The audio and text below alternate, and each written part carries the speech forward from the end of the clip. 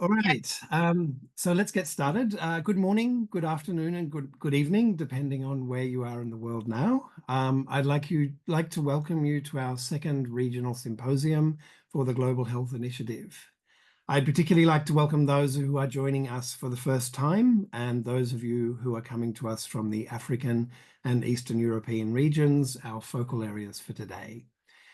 We are endeavouring to hold these sessions in a time zone friendly way to promote broader participation. I'd like to start today's session. Sorry, is there an issue? We're okay? All right.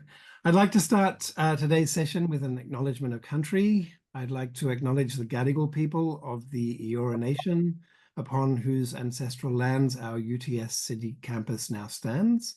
I pay my respects to their elders, past, present, and emerging, and acknowledge them as the traditional custodians of knowledge for this land. I would also like to acknowledge any Indigenous participants who are joining us today and welcome the unique knowledge they bring to us from their country. To visually honour this acknowledgement, we've included an image of the iconic Sydney Opera House, illuminated with some really beautiful Aboriginal artwork. This was from the Vivid Festival in 2016. This projection serves as a powerful reminder of the rich cultural heritage, resilience, and enduring connection of Aboriginal and Torres Strait Islander peoples to this land.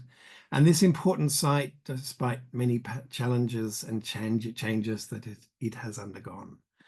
Let us carry this respect and acknowledgement with us through today's discussions as we reflect on the global role of nurses in driving health equity and in addressing the upstream social determinants of health.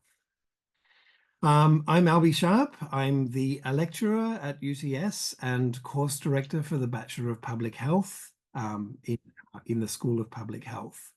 I've been teaching in the school since 2018 in areas such as public health, health promotion, and non-communicable disease.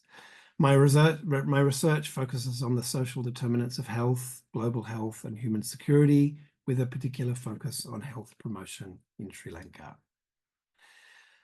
For those of you joining us for the first time, the Global Practice Initiative is dedicated to exploring the critical role of nurses in addressing upstream social determinants of health. By examining nurse-led initiatives worldwide, we aim to identify best practices, foster collaboration, and develop evidence-based practice guidelines. Our ultimate goal is to empower nurses to drive health equity, advocate for systemic change, and address the root causes of health disparities on a global scale. I'd like to introduce the incredible team behind the Global Practice Initiative. Dr. Natalie Cutler, our lead researcher, is a senior lecturer at the University of Technology, Sydney, and a global health advocate.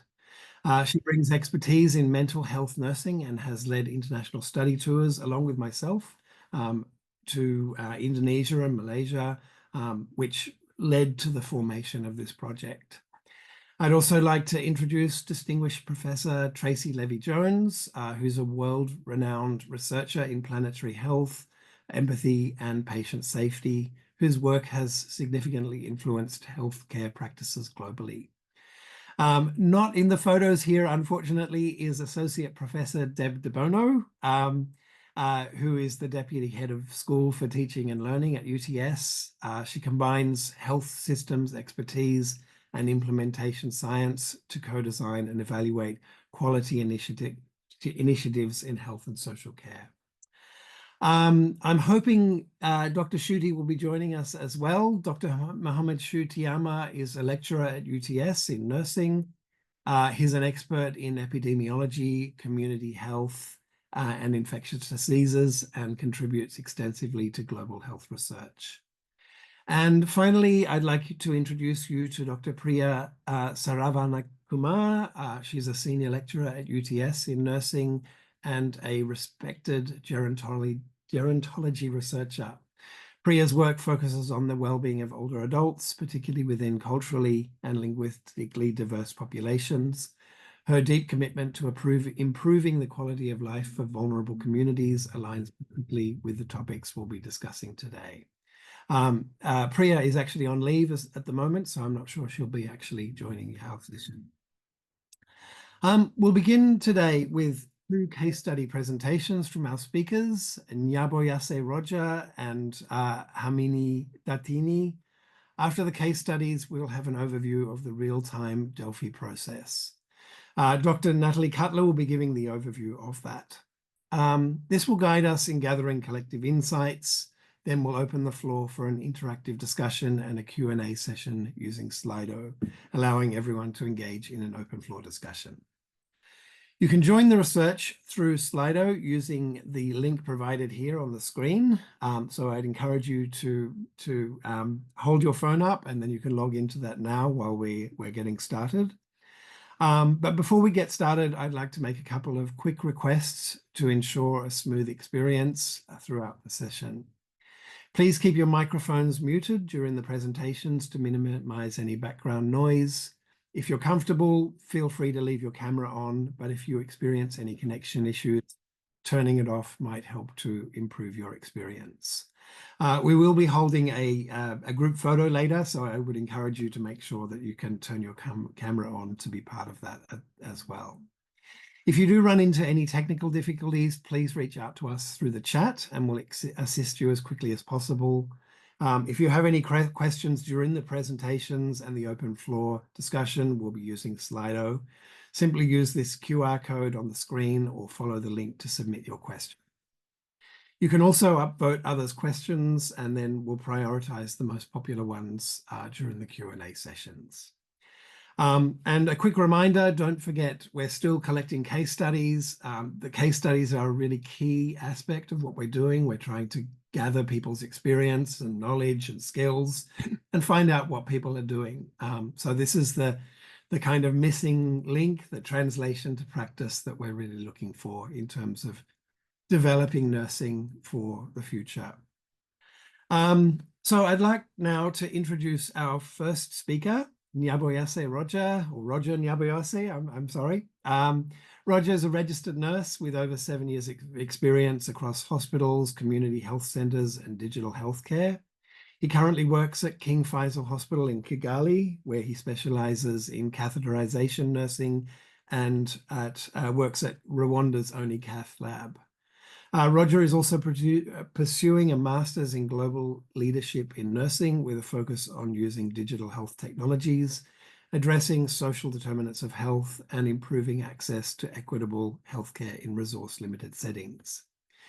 Today, he'll be sharing a presentation on enhancing access to catheterization services in Rwanda through nurse-led initiatives. So I'll now hand over to Roger. Please feel free to take it away when you're ready.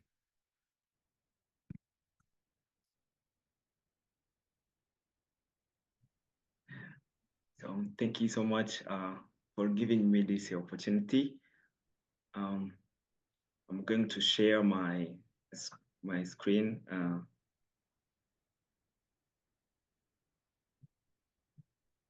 Let me know if it is there.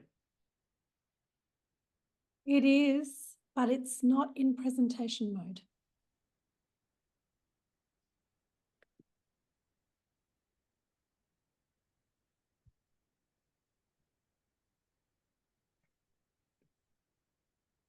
Is it now? No, I've just got a blank, like a yellow Green, screen. Is very it? green You might screen. need next slide. Yes, perfect. Perfect. Okay, thank you so much. Good morning, everyone, and good evening and good afternoon, according to where you are now around the world. It's an honor to present at this symposium. I'm Nyaboyase Roger, a cath nurse at King Faisal Hospital in Kigali, Rwanda. Today, I will share our nurse-led initiative to enhance access to catheterization service in Rwanda, a journey to address critical social determinants of health and promote equitable care.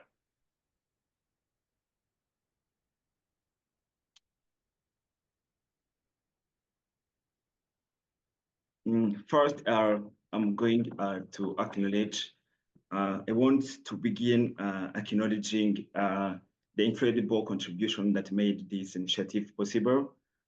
My heartfelt thanks to Chantal Wamahoro, our Cat Lab unit manager at King Faisal, for her leadership, and my colleagues at King Faisal Hospital for their unwavering teamwork. And a special thank you to our cardiologists who advocate tirelessly for patients despite the limited resources available. If those people were not there, this case study and this initiative led by nurses would not be available. I really appreciate their work and how they kept encouraging us on working for the evidence-based nursing here at King Faisal. I also give my sincerely appreciation to you, TS, for giving us opportunity to share our experiences around the world. This is keeping nursing a way of forward. I really appreciate that. I also give a special thanks to King Faisal for its extraordinary support that enable cardiovascular disease receive life-saving care. Regardless their financial constraints, we are building a legacy of compassion, equity, and transformation healthcare, honoring the shared responsibility to address disparities and uplifting impacted by systemic barriers. So let's begin our presentation with social determinants of health by making some recall. Social determinants of health play pivotal role in healthcare outcomes. As nurses, we are at the forefront of addressing these factors. Equitable access, we work to ensure that healthcare reaches underserved population by removing barriers like cost and location. Community education, we empower individuals with knowledge about health risks and prevention. So that is the good thing that nurses do. They are always at the forefront. Without nurses, I think life cannot be possible at Earth. Nurses also, they do advocacy. We influence policies to reduce disparities and improve equity in healthcare systems. As our nurse leadership, we keep advocating for around the world for the government policies, for the systems that ensure the improvement of life for the people. So let me also introduce about our problem statement of our case study. Rwanda's only cath lab at King Faisal Hospital faces limited access, delayed referrals, and high cost, disproportionately affecting underserved population. These barriers result in advanced disease, presentation, and preventable complications. Addressing these challenges require systemic innovations, with nursing playing a key role in tackling upstream social determinants of health.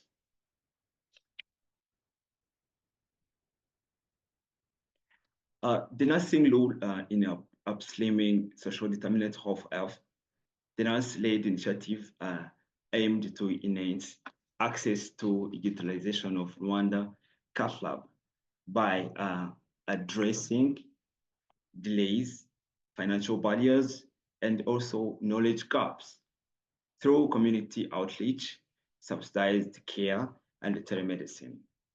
It ensured equitable cardiovascular care, empowering nurses to tackle healthcare disparities and improve outcomes, especially for underserved population in resource limited setting.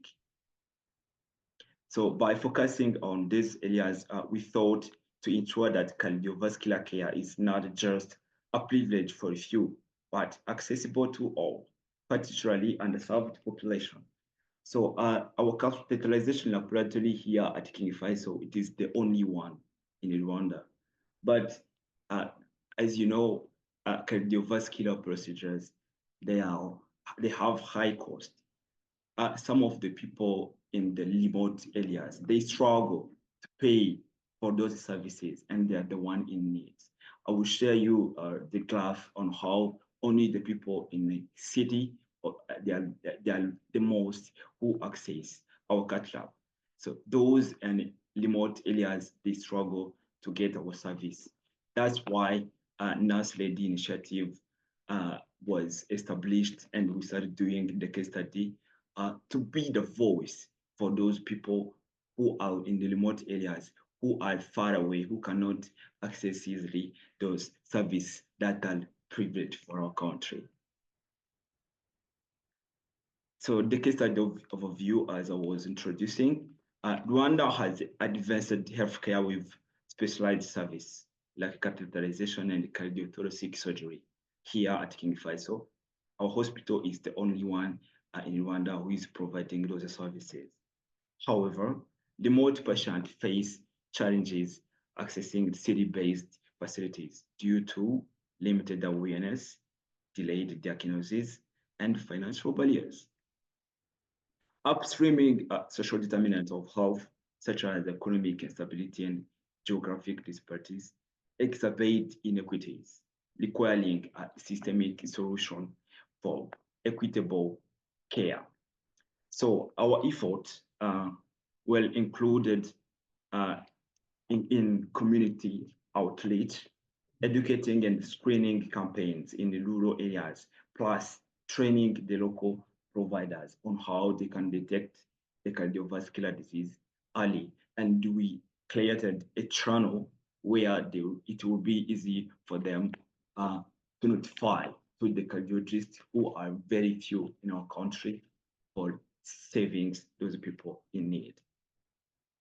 So financial accessibility, we also introduced financial accessibility by securing hospital funds, thanks to our King Faisal Hospital that subsidized the care for low income patients. Those people with like STEMIs, rheumatic heart disease, they can just come when they have insurance. The hospital can cover the co-payments for those who are very poor and cannot pay for themselves.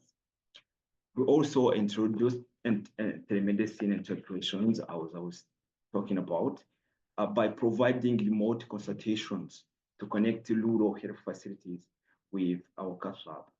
So we have introduced a channel. It was really difficult in the beginning because we were only using the Google document.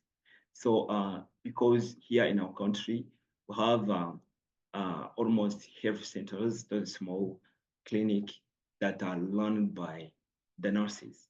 There are 600 around the country, and most of the cases around the country, they come from those health centers, and they're the nurses who head all of those centers.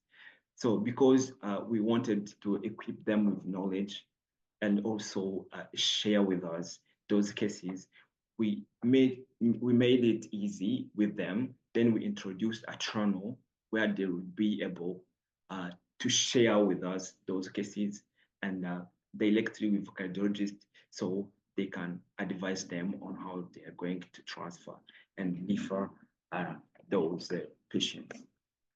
As you see on the screen, this is the graph. This is the graph that shows the disparities in the inequity in congenital heart patient in Rwanda by geographical location. That is a census from 2002, 2012, and 2022. As you can see on the graph, the yellow are the cases that are populated, gray are the census from different years. So as you see, the people based in Kigali are the only one, the only one who access easily the cath lab, because they are knowledgeable and they have an easy access. But those people in remote areas, because in Rwanda, our country, we have 4 provinces and our capital city of Kigali.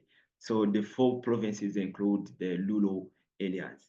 So as you can see now, those provinces, the 4 provinces, most of the populations are based there.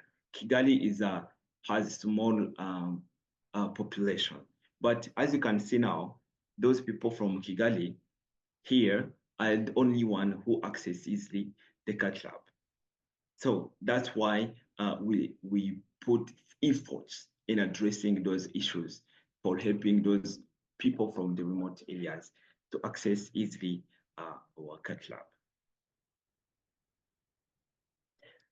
The NAS lead initiative. So as I was talking also, we have also put efforts in community outreach.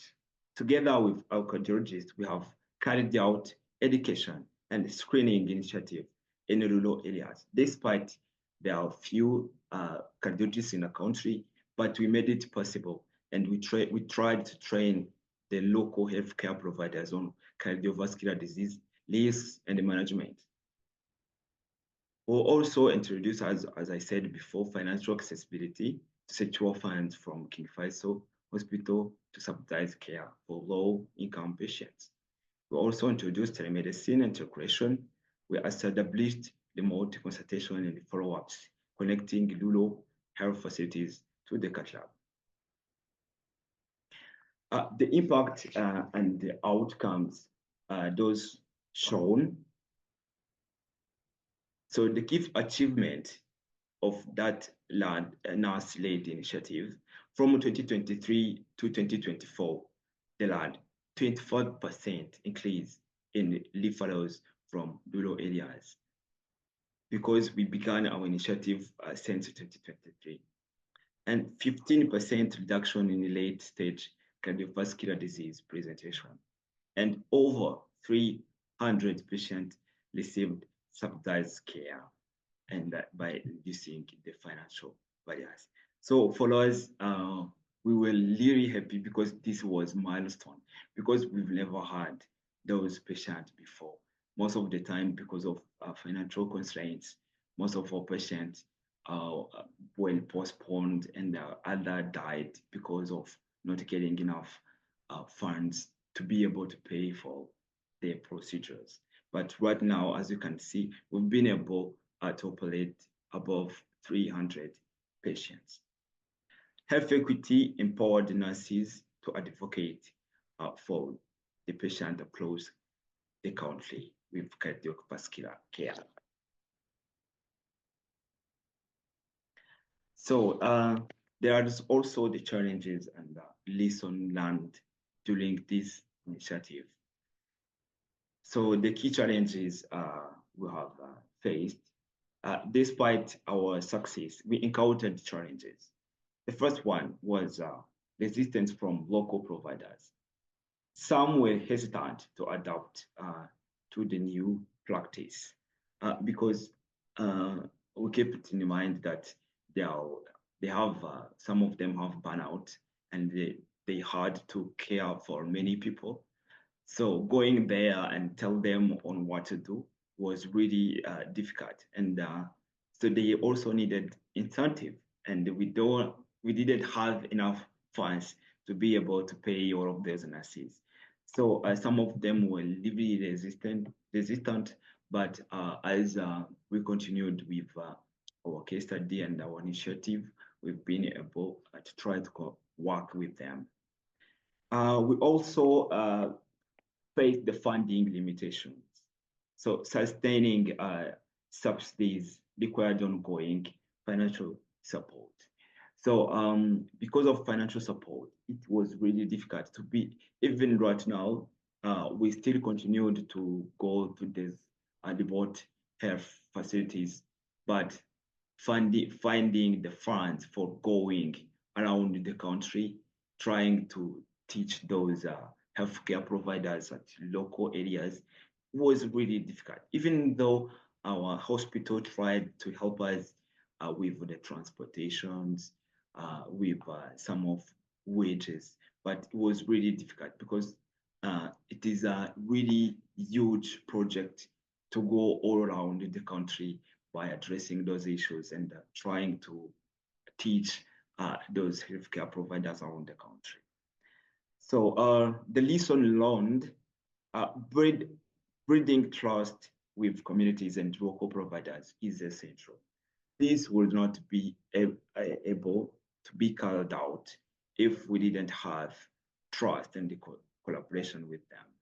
We tried to be effective in the communication, trying to explain our background and give them evidence-based. So they participate in this initiative by referring and looking for those cases with cardiovascular in need as their own, because they really knew the background of the problem and how they can help those people who have not enough fundings for accessing the care.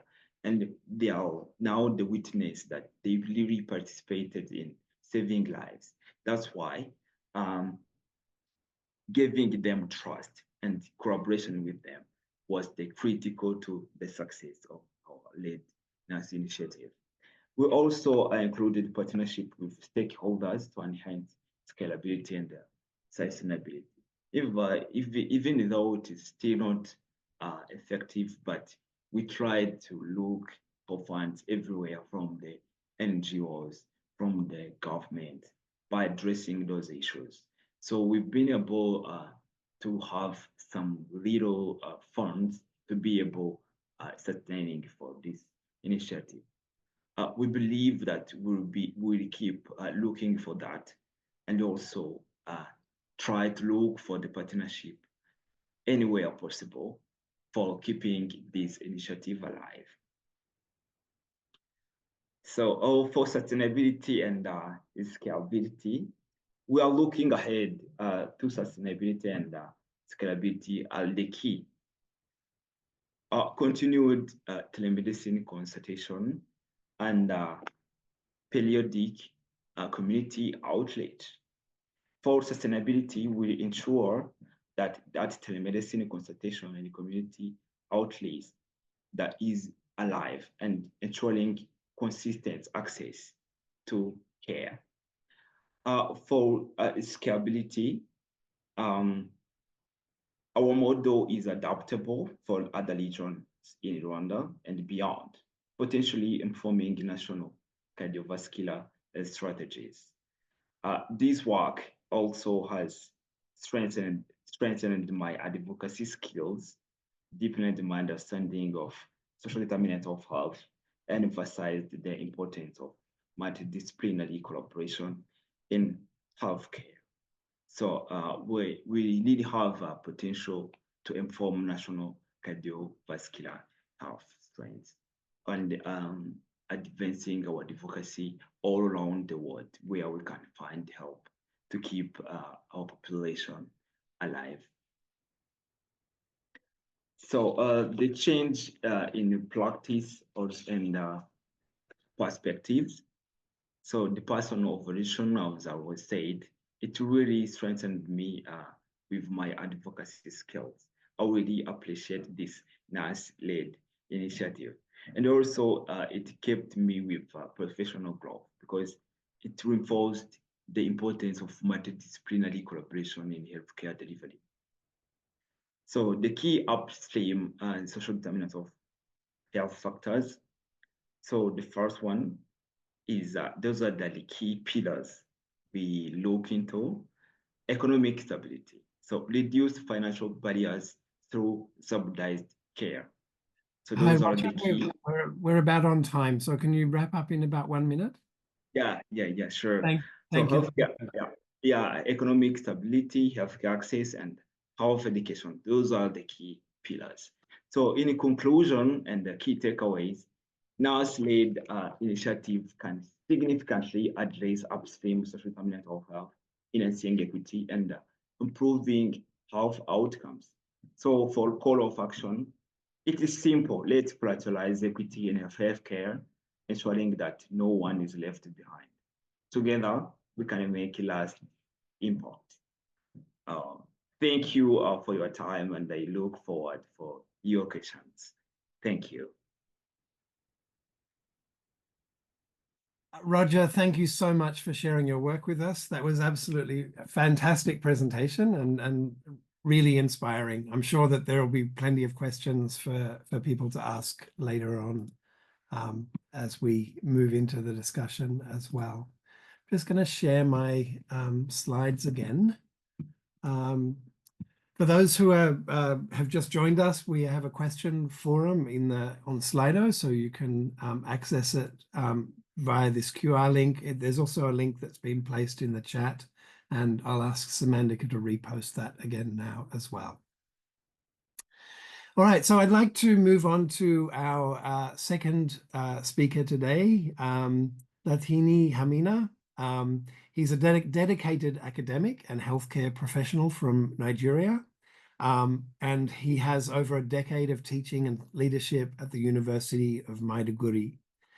Latini specializes in maternal and child health nursing and has broken gender stereotypes as a professional midwife. Today, he'll be presenting his research on the effect of SMS-delivered health education messages on infants' immunization coverage, and timeliness in Nigeria, a quasi-experimental study. So, Latini, it's all yours. Please take it away. Okay, thank you very much. Let me share my slides.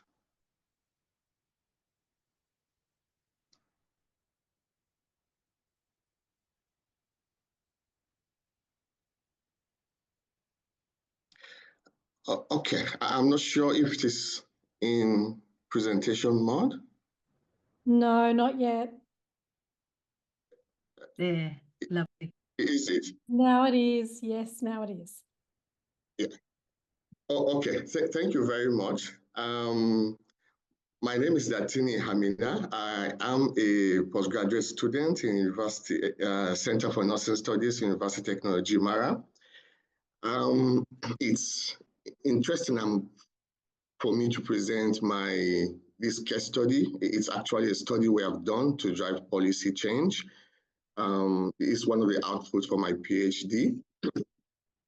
The title is Effect of SMS Deliver Health Education Messages on Infant Immunization Coverage and Timeliness in Maiduguri. Maiduguri is in Nigeria. Now, as a way of introduction, we know that infectious diseases are one of the leading causes of morbidity and mortality among infants. But we know that is even more prevalent in developing countries. For example, evidence have shown that 99% of vaccine preventable deaths happen in low and middle income countries. That is worrisome. The good news is that immunization has been reported to reduce this infant mortality. And then a lot of organizations came up to give a benchmark target for immunization. For example, immunization coverage the target is said that every country should be able to attain 90% immunization coverage. The problem now lies in our country, Nigeria. As World Organization reported in 2018, that only 25% of immunization coverage is achieved in Nigeria. So 25%, the target from a target of 90%, and we know that this is one of the leading causes of mortality and morbidity among infants and children under 5. So it becomes a cause of worry, a source of concern for us. It's even more worrisome when we realize that out of that 25%, only 25% were timely with their vaccines. Now, for example, those who are covered, very few, and those who are even time. And we know that timeliness of vaccine is very important for us to reduce the chances of these children contracting this vaccine preventable disease. By 2021, evidence have even shown a drop in that coverage to about 23%. Now, there are different studies that have been conducted. For example, a study by Adeshina et al. 2024 reported that there is an increase of unimmunized children, and this is attributed to also increase in fertility rate, and as well as so many factors, which I will mention later.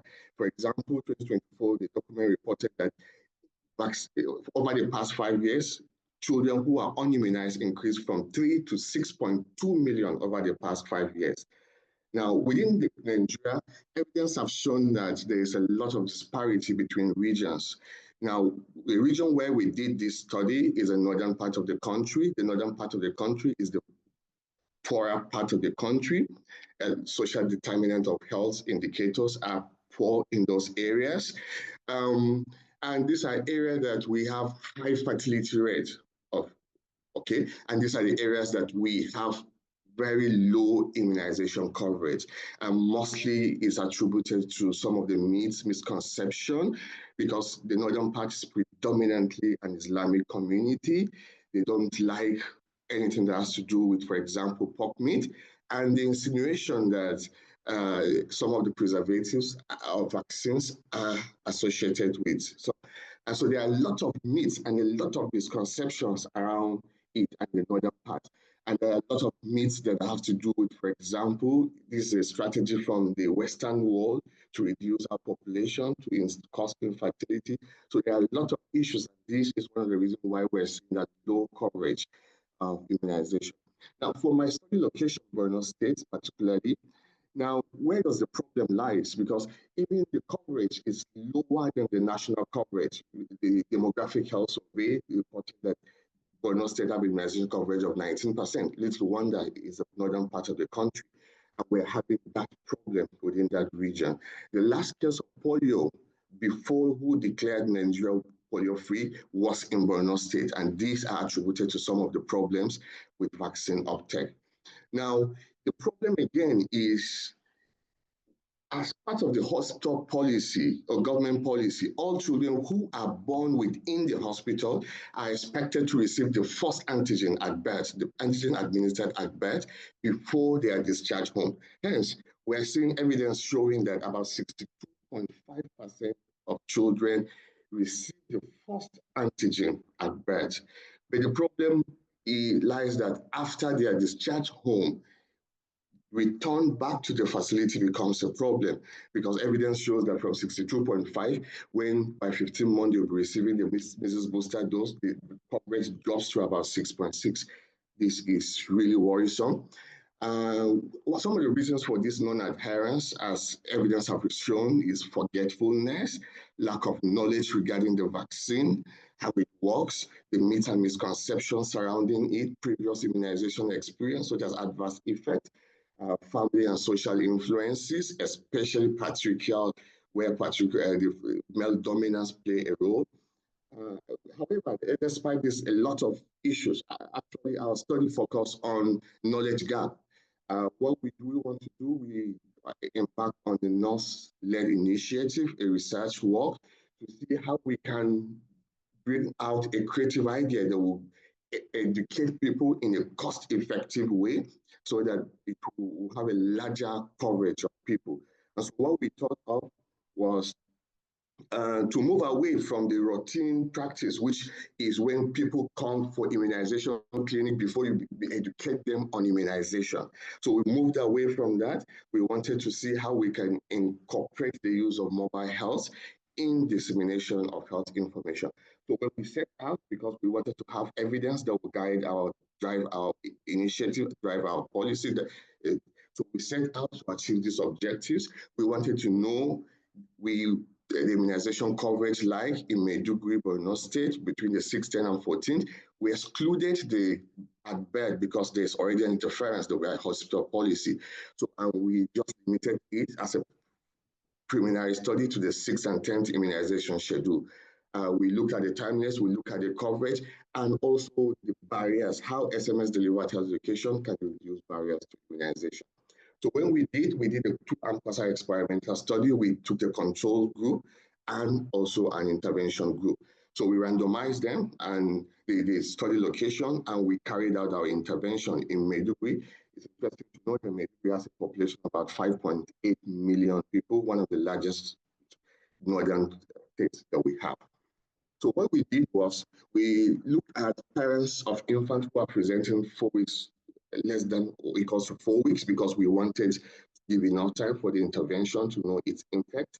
And we also looked at parents, either father or mother, who have a mobile phone, and we also who have no indication to relocate within the 6 months. And for babies, who are twin, because we don't want contamination, we just look at the eldest as the index of it.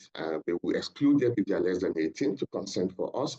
And we also excluded them if they cannot write or they cannot read messages that were sent in English and Hausa. So we were limited to the most common language that is spoken around the area. So this is our intervention. What we did was we tried to see, we adopted a UNICEF health immunization messages, fact messages, that are used for spelling myths and misconceptions. So we did that and send the messages to the experimental group, and then the control group will allow them to continue with the normal hospital routine practice of educating them in the facility. On enrollment, what we did after obtaining ethics, we obtained ethics and consent. So we enrolled our participants from birth up to 4 weeks, and then we delivered our intervention, which is the SMS reminder at interval. We send those educational messages to them 1 week to the immunization due date, so as to help instill that confidence in vaccine and dispel some of the myths and misconceptions. So on enrollment, we administered a short survey. The short survey assesses barriers to immunization. We adapted that to our context and translated it to our common language here. We use that file process and other process to achieve that. So we then intervene at 6 weeks, 10 weeks, 14 weeks, 1 week to the due date of the immunization. And at the end line, we also, that after the 14th week immunization, we still administered our short survey to determine the effect of that on barriers to immunization. So we did use our statistical analysis to find findings out.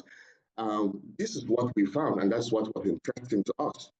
What we found is that the immunization health education messages improved coverage of immunization, as we can see here. Immunization at 6 weeks, at 10 weeks, and at 14 weeks. These are health education messages sent real time to the patients, to the clients, their parents, or their legal guardians. And what we notice is that there is a significant improvement of immunization coverage. Much more interesting is that at the 6th week, we saw a little bit of hesitance from the respondent, and so we are seeing a little bit improvement. But with time, over time, we're seeing how it becomes even more significant. So this shows that when this continues over time, people get used to it, it has a way of improving immunization coverage. For timeliness, it was interesting to also note that for those who were covered, it also improved timeliness. So it reduces the risks or the chances that children can be infected because of delay in receiving immunization. Now, one thing we also look at again, because we know that the northern part of the country is male-dominated, not male-dominated per se, but we have a particular form of system where the man is the head of the family and the absolute head. And what his decision is regarding including healthcare seeking decision has to be respected by the woman. So in a way, the women have little to contribute as far as the children immunizations are concerned. And that's why we also look at what role does this father, we wanted to find those evidence. Does the father and the mother involving them in immunization? Because if the fathers are adequately informed, that will help dispel, they make the decision. So what we saw was interesting to us. For the male, just as we insinuated, this is what we found, that for coverage, for children whose messages were sent, health education messages were sent to the fathers, had improved better compared to those who were sent to the mothers. Initially, we saw a significant improvement. So what we are now envisaging could be that These women could hide and go and give vaccine to the children, but the children, because they are pentavalent vaccine, one of the adverse effects, the children cries a lot because of pain. The husband probably will know at the end of the day, and we saw a drastic reduction over time.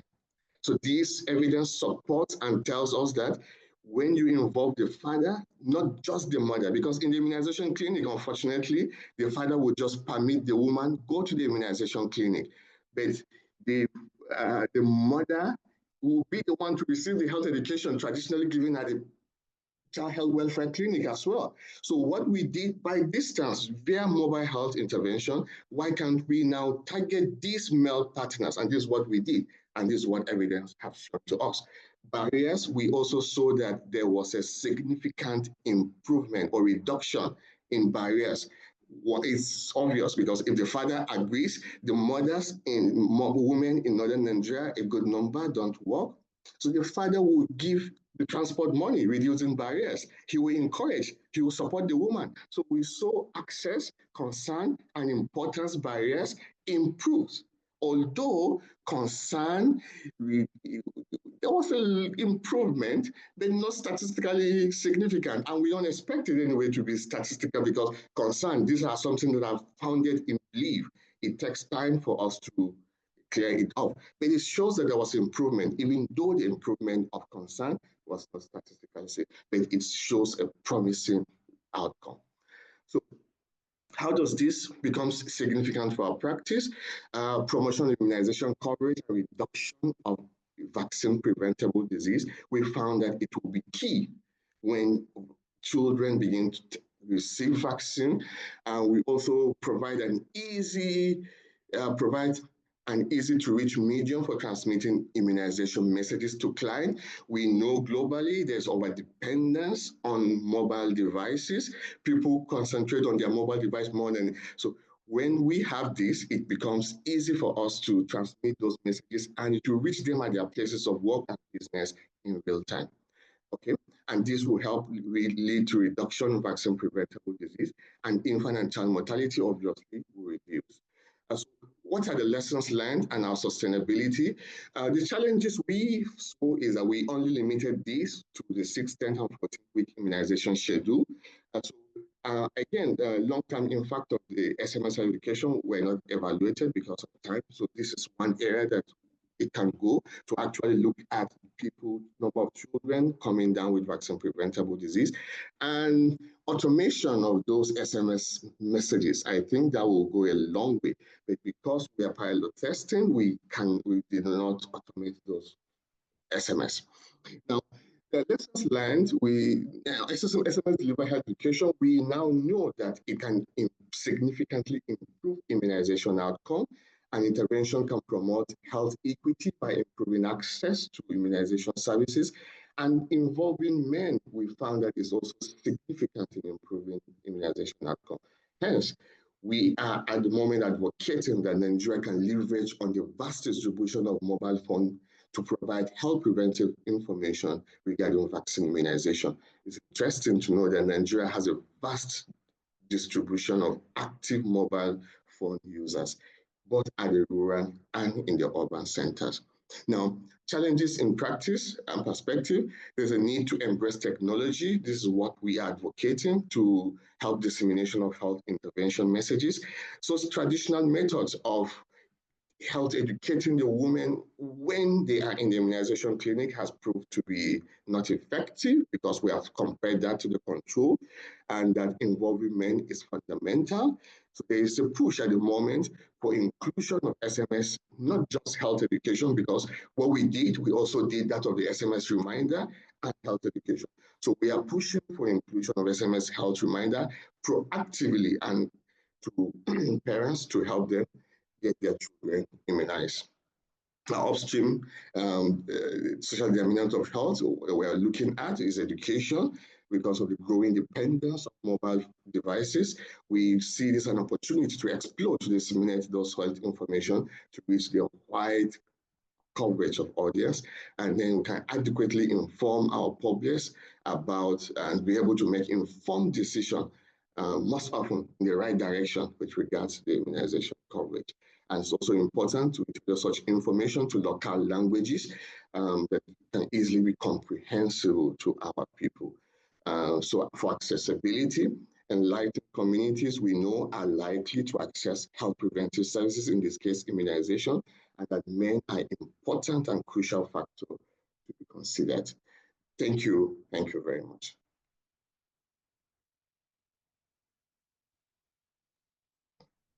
Thank you very much, Datini. That was a magnificent presentation and a really, once again, some really inspiring work that I think that you're doing and your colleagues as well in Nigeria. I'm really looking forward to the discussion on that as well.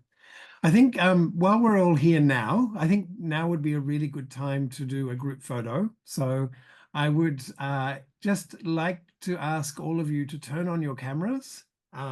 If you can, if you have a camera, and we'll just grab a quick photo of everyone, if that's all right. We've done this so far in all of our other sessions, and they've all been really, really nice to see. It's so lovely And to oh, sorry, Deb. I was going to say hello, everybody. If we do a count of 1, 2, 3 when we've got our cameras on, or those that are able to, that helps us all to be smiling at the right time and not have our head down like that. I think we'll have to unpin the speaker to get an image of everyone, won't we? I've got everyone. Yeah, I do too. I think it's your it could personal just be- setting. I know, Yeah. Tracy, it kept doing that to me before. All right. Hi, everyone. How lovely to see everyone's faces. Oh, good. I know some of these people. Hey, Michael. So maybe another moment and we'll just do, Yeah, hopefully we can a flick it couple on more quickly. cameras would be really good. All right. We might take the photo now. So can I ask everyone to smile? And we'll say 1, 2, 3. Okay, and once more. 1, 2, 3. Excellent. All right. Now we've just got another person just turned their camera on. Michael. So we'll just one more photo. All right. Thank you. Here we go. Going, gone for the others. What's that? I said going, gone for the others. Okay, let's go. Yes. All right. Thank you again to both of our presenters. So I'd just like to give Dr. Natalie Cutler a chance to do a very quick overview of the other part of the work that we're doing. That's on our Delphi study, and we'd like to invite some of you maybe to apply to be involved in that as well. So Natalie, over to you. Thank you very much, Albie, and hello everybody. It's just so lovely to be here with you. I'm for those that weren't here at the beginning, I'm Natalie Cutler. I'm a senior lecturer at the University of Technology, Sydney, and I'm leading a study looking at enhancing nurses' capacity to influence at the upstream level in the social determinants of health. And this study and the people that are you'll see listed in this presentation are some of whom are here today on the symposium, are involved in part of a multi-university project, which includes the World Universities Network, organisations, universities such as University of Auckland, Mahidol, University of Alberta, the University of Leeds, Taipei Medical University, University of Indonesia, Maduguri, and also we have an affiliation with the Lifestyle Medicine, the World Lifestyle Medicine Organization.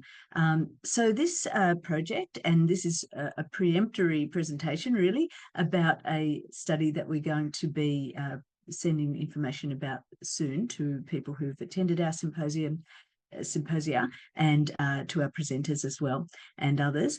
So we're focusing on the upstream social determinants of health. And so here we're looking at those things such as policies, regulations, things that can influence the conditions that support health for all people, and looking at nurses' role in influencing at that level. And we know that nurses have a direct impact on individual health, and that they can have an intermediary impact in the midstream at the community neighbourhood level.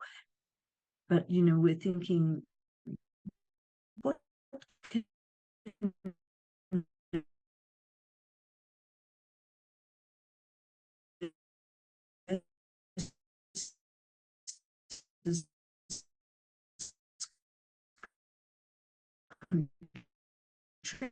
contribute? You might want to turn your camera off. What can nurses breaking up a little bit?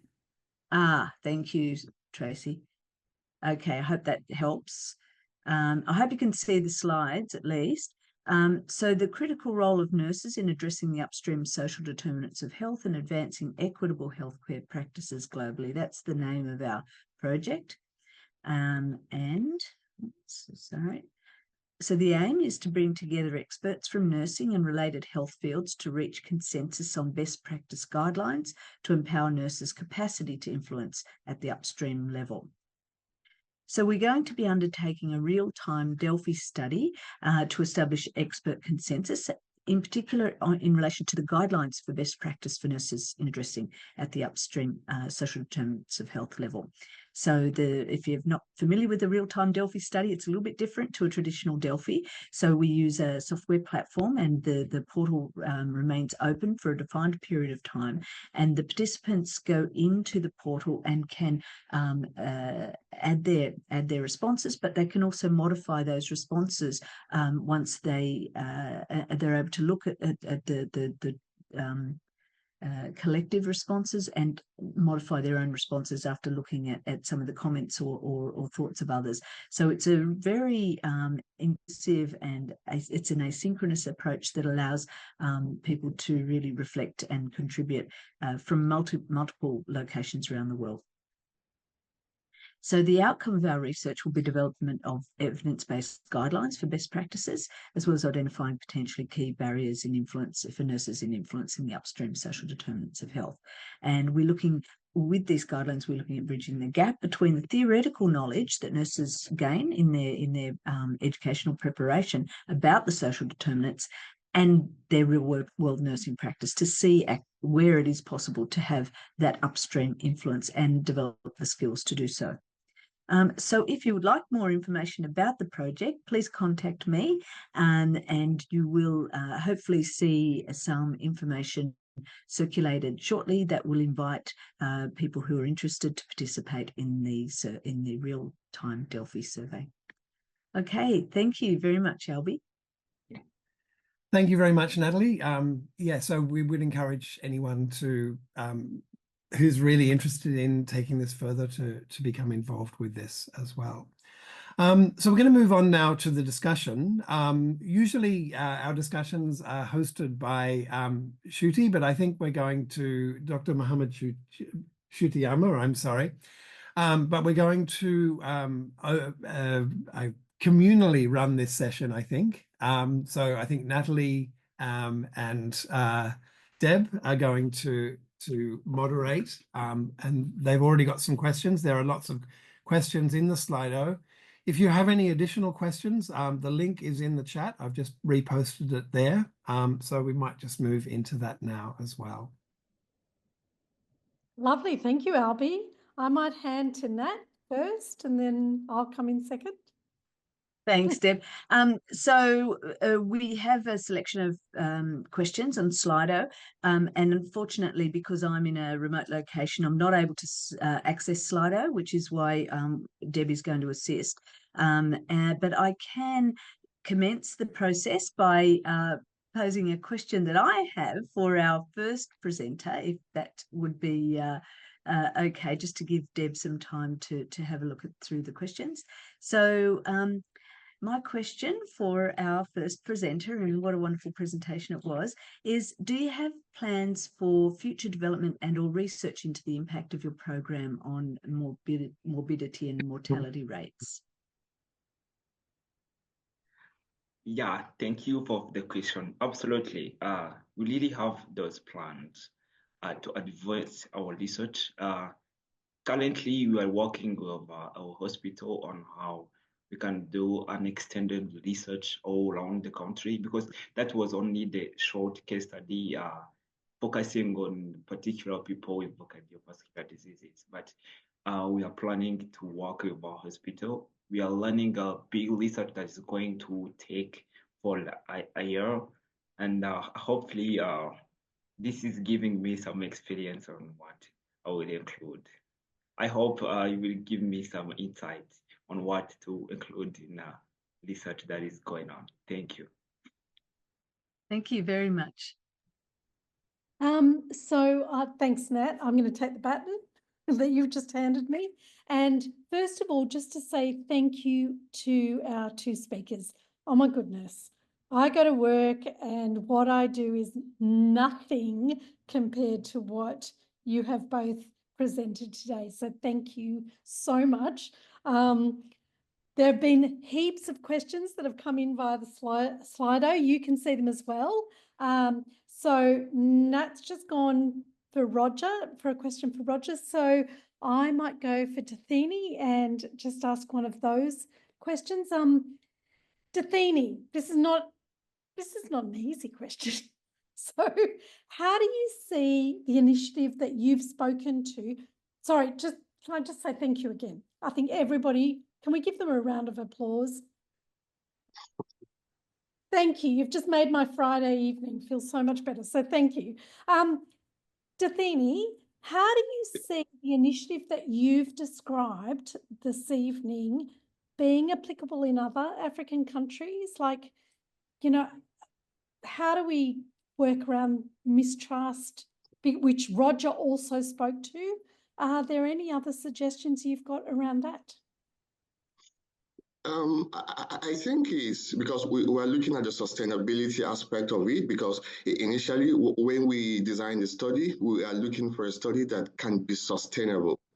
And what we discovered is that there's a growing trend in people who own mobile devices, whether it's a mobile phone, whether it's an iTab.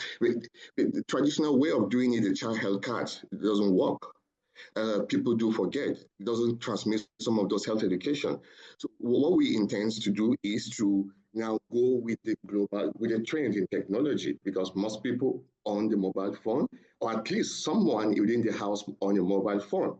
So what we intend to do is we look at that sustainability aspect and then see how we can incorporate. And interestingly, evidence have shown that yes, it can work.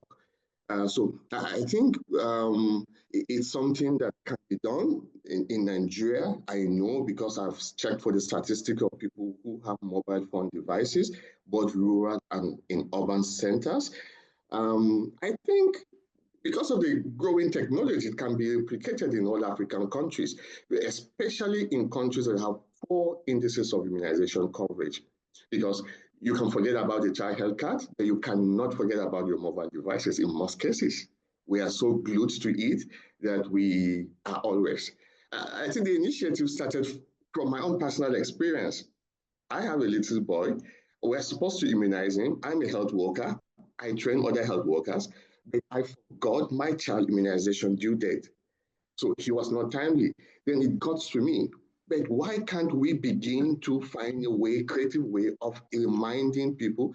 So for this, I didn't just do the health education. I only presented health education here, but I also did reminder messages. So I compared two different interventions side by side, and they were all promising. Trust me, this is something I believe that can be done.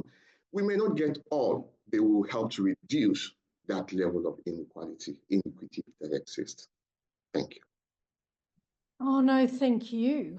That was lovely. And look, when you talked about targeting the fathers, I'm like, yes. How often do we just stick to the targeting the mothers? You know, who gets the mothers? Who in Australia, they have a blue book, which is the mother takes the baby to every health visit. That was amazing. That blew my mind. So just thank you. So just then I'll go back to Roger. We've got lots of questions for both of you. So Roger, could you please explain how and why the incidence of coronary vascular disease has changed over time in your country? Like, why has that happened? Yeah, sure. That is a good question. Thank you for the question. So the incidence of cardiovascular disease has changed over time due to several factors. Our country, I can witness that it has a strong healthcare system. So in our country, we teach the people about lifestyle changes. So due to increasing urbanization, as you know, lifestyle shifts to have led higher rates of risk factors such as poor diet, physical inactivities, and tobacco use. So which contribute to rising cardiovascular cases, particularly in low and middle income countries like Rwanda. So we teach the people about lifestyle changes, and this is, I can say, around the country, the nurse participate in that activity for educating the people. And due to the aging, some of the aging population, it also had to increase the burden. So our country has introduced the NCD services in all the community. We have, I said before, we have around 600 health centers around the country. So each health center has the focal point person who is in charge of cardiovascular disease. So he or she takes care of all the people in the community with cardiovascular disease, especially for those aging populations. And also in our country, we have also improved the detection. I can say now, our cath lab, as it is only one in the country, that was the milestone, because even in Africa, there are few countries which have the cath lab. But right now, due to that improvement and increasing the detection services, so now I can say, even though it is not at high rate of percentages, but our country is doing excellent. I can say that. And also, I can say, so some of the barriers due to the financial problems, our country has insurance services which is called mutuelle de santé. So every people in the country can pay for that insurance on little amount. So it gives the chances for the poor people to access their services. So that's why I can say in short that those are the means we have used in our country to improve reduction of cardiovascular disease. Thank you. Again, no, thank you, Roger. Does anybody have any questions to follow up on that before I move to the next question? Any comments, questions from anyone listening? See, Roger, you've answered it so comprehensively. Nobody has any further questions. So thank you. Welcome. I'm just going to move back around. Sorry, I'm looking at the questions here. So Dathini, we'll come back to you if that's okay. Was there any resistance or negative feedback about the messages that were sent via text? Yeah, thank you for that. I think initially, because of the way traditionally how the system works, and that's what could explain the contraction you saw at the 6th immunization schedule, I got a lot of messages back from especially the male partners wanting to verify and validate those informations. So yes, initially we saw a little bit, but when they got to know and they were very excited, to be honest, because the male were more even excited than even the women. That's what I got initially. So in the initial, there was a little hesitation, but with time, it picked up and it went on very well. And in fact, some of them will call me and tell me, we are in the immunization clinic now. And so there was an excitement. It gives me an idea that we needed to do just a little, just people needed to know just a little push to dispel some of those myths and misconceptions that comes with it. I remember a testimony of one of the participants he tells me that all his previous 3 children did not receive any immunization. This is the first one to get the immunization, and that's satisfying enough for me. So initially we saw that little resistance, but with time it picked up, everything went well. Thank you so much for that. Thank you. Just following on that from that, another question that came in was around whether or not women and men have equal access to smartphones. Like, is that equal? Yes. So what we did, because we understood that limitation, in fact, before I embarked on this, I had to do a systematic review and meta-analysis to find information of what is happening around. And one of the gaps I saw actually was that male were not involved, and that mobile phone was smartphone. So what we did is, you don't need to have a smartphone to receive those messages. All you needed to do is to have a little phone that costs less than $2, for example, in Nigeria, for you to receive those messages. So you see, it is sustainability, feasibility, I think is really good. And a good number of families have these devices at home, both male and female. Yes, they do have those devices, and that's why we're able to recruit. In fact, we got more women with mobile devices for us to recruit them than the male counterpart, because it was a bit difficult to access to get the male partners. But we had them, because we're working with a sample size, we had to stop at some point. Yeah. Fantastic. Thank you. That's made it a lot clearer. Another question that's been posted, and Roger, I'm going to pitch this one to you, but I think, Jathina, you've also spoken to this point, and that is and forgive me, when I say African, I appreciate that we've got a whole lot of different countries in Africa. So, Roger, I'm just going to, speak to your experience. How do the knowledge systems view equitable healthcare in your experience? So, like, is there a different kind of knowledge system in each of the countries in Africa? Do you know the question? So for us, for Indigenous health, for example, we've got so many different Indigenous countries within Australia, and each have different languages, different cultures, and so we need to be not thinking like in a homogenous way about Indigenous knowledge systems, but at the same time, there are some fundamental principles that, cross across, and I'm wondering, is that your experience, or could you speak to that, please? Yeah. Let me speak to that. Also, that is a good question, though. The African knowledge systems are integral to achieving equitable care, as they emphasize on community-driven solutions. So in our country, luckily, we speak the common language, which is Rwanda. So it is easy for that for a lot of the country.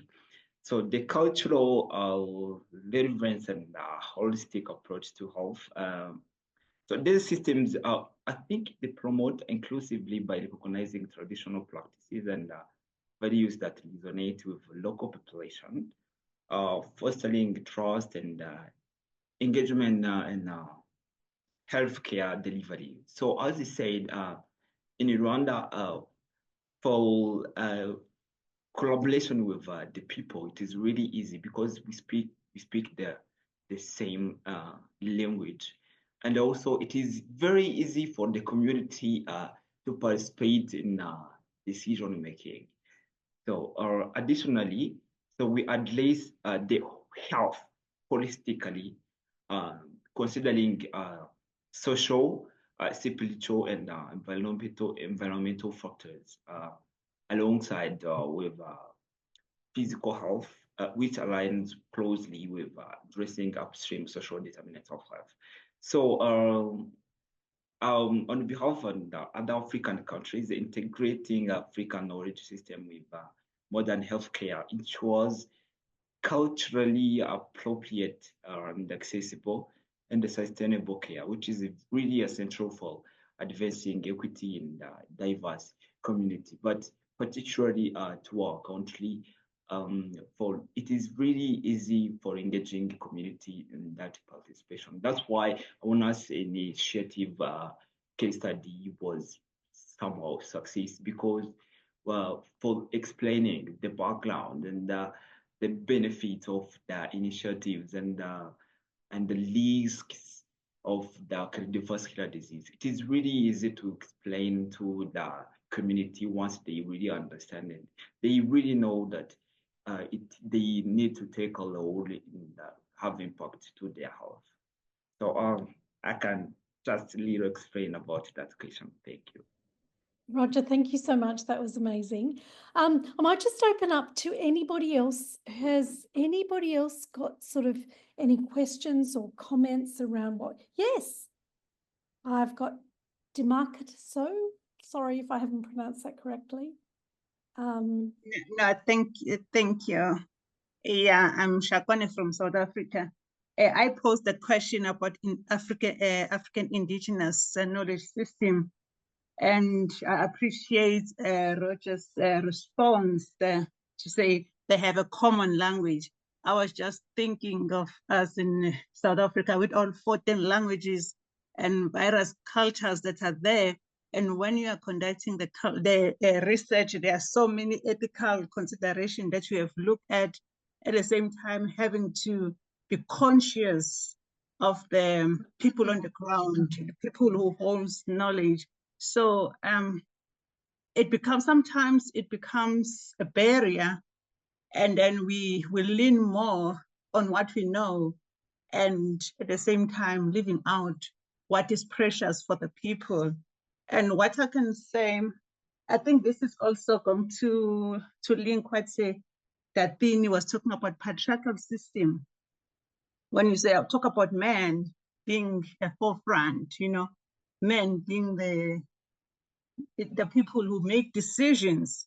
And with that in mind, and even though in the study there was that improvement because men were involved, and I'm a feminist, so I would just say, then if men are being involved and yet we are still fighting to say, especially in, I'll talk of South Africa, where we're saying women must rise, and then how do we rise in a space where we have to compete? But it's not the topic for today.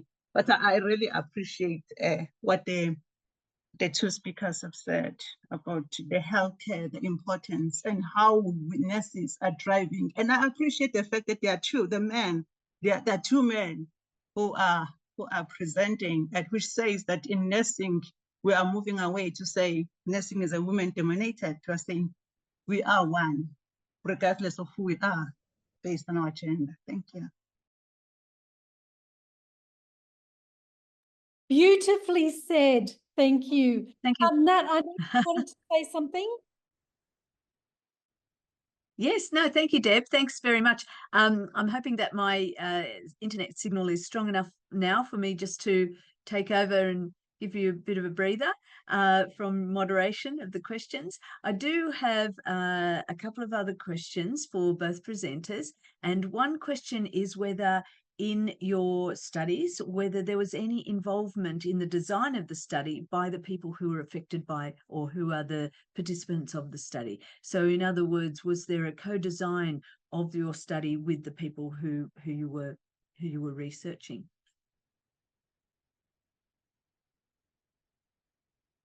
And anyone can answer, either Roger or... Yeah, let's go to Lenny first. Yeah. Give them all or like a direction. Okay, thank you okay, very then. much. Well, maybe, yeah. Okay, so thank you very much for that question. And maybe before I answer that, the previous question, and I think person from South Africa answered it very well. For example, in Nigeria for us is multi-ethnic, multi-religious. So a lot of facets that has to be considered when we're designing. So when it comes to designing the program, because it's an SMS delivered intervention. What we did a Delphi process that we tried to adapt some of those messages from UNICEF, but we improved it to local context with some of the participants as well as other professionals in the field. So yes, we have put into consideration the people to receive, because are they culturally appropriate? Will the people be able to understand? Because we had to translate some of those messages to the languages. So are these messages conveying the same meaning in the culture? How will people perceive those messages? So we put that into a lot of consideration before we arrive at the final messages that we have used for, to send to the, because we can be one word will have different meaning, different cultures. So we put that seriously into consideration when developing the intervention. And including the duration, the interval through which we send some of those messages, that was also put into consideration via the Delphi process. Thank you. I'd like to share whether there was any opportunity to have input by the people who were being researched effectively in the design. Is that a follow-up question for me? Yes, Roger. Sorry, just whether in your study, whether you were able to include any input from the people who you were studying, or the families.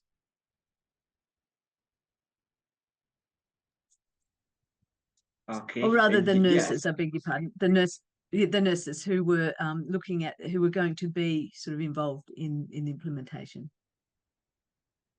Yeah, yes. For our case study, we also have included the patient who have been affected.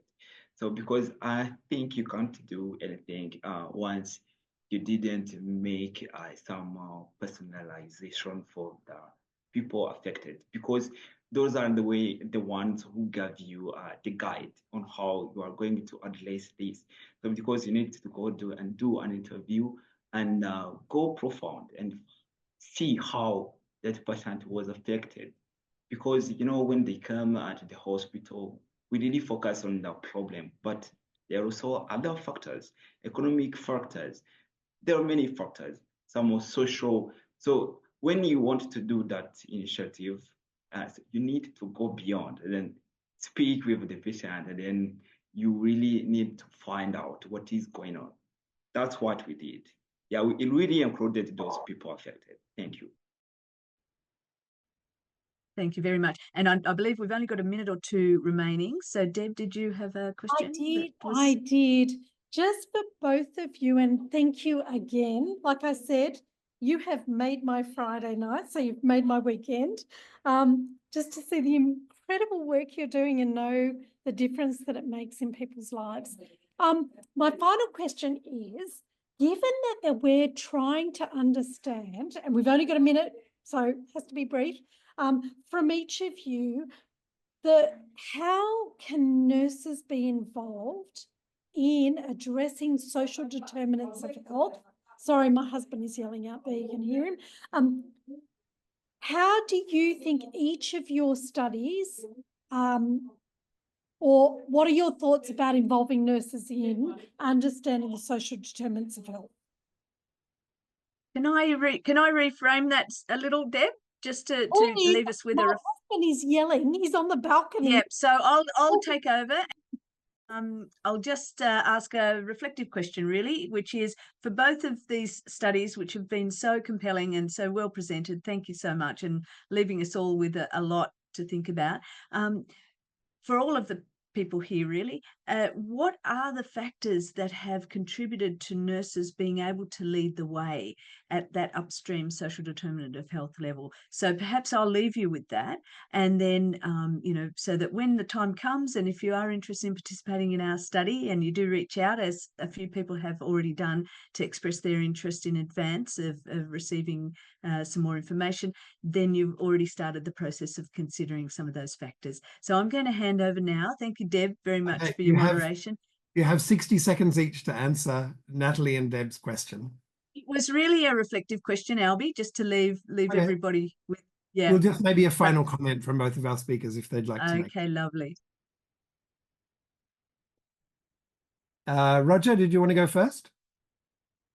Let me go first. For that question, as we have limited time, but nurses play the critical role in negotiating with subsidy and through their frontline advocacy. I know all around the world, the nurses are the frontliners. So as they are the one who can witness the profound impact of financial barriers and access to care. So the nurses they leverage this frontline perspective to advocate for subsidies. So by highlighting the patient needs, presenting data disparities. So nowadays, nurses are doing evidence-based practice and research. So that's why they take critical role in changing the healthcare system the way it is now. I think the system and policies are changing due to the advocacy from nurses. Thank you. Thank you very much. And Datini, how about you? Thank you very much for the opportunity to present my findings to you and to say that when one child is safe, the world will be gradually becoming a better place for us to live. One of the major problems, as I've seen here, and studies have also confirmed, is education gap, knowledge gap. I hope that we can continue to put our hands together and lead a nurse-led, because nurses are the majority in the healthcare system. Thank you very much. Thank you very much. That was a marvelous way to finish from both of you as well. So thank you. So I'd like to firstly thank both of today's presenters, Datini Hamina and Roger Nyaboyase, excuse me, for their marvelous presentations and their very generous answers to our very detailed questions as well. I'd also like to thank everyone else for coming along to the session and participating and sharing some views and of course your questions. I do want to finish by just sharing some of the links that we have for firstly our upcoming regional symposium, which will be December 13th, and that one will be focusing on the Asia Pacific region. Really encourage you to join us for that as well. We are still looking for case studies. We've got some really good ones, but I would encourage you to keep submitting. And if you're here today and if you're from the African region, and you've got a story to tell about the work that you're doing or the work that you've done, we'd still really love to hear from you. Going on into the new year, we may organize additional symposiums because we really feel that this is a worthwhile initiative to capture people's stories and the studies and the data that you're gathering and those things. So this is really important to us and really important to, I think, the nursing and the public health profession as well. So if you do have another case study you'd like to submit, please feel free to do that for one of our upcoming symposia as well. We do also have links to our Facebook page, our LinkedIn page, and our YouTube channel. And we'll be posting some of the video from today as well on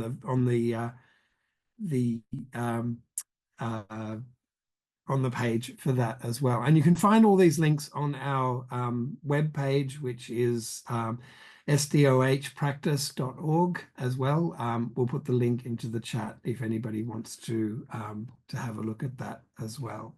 So just a final thank you to everyone for participating, joining our session today.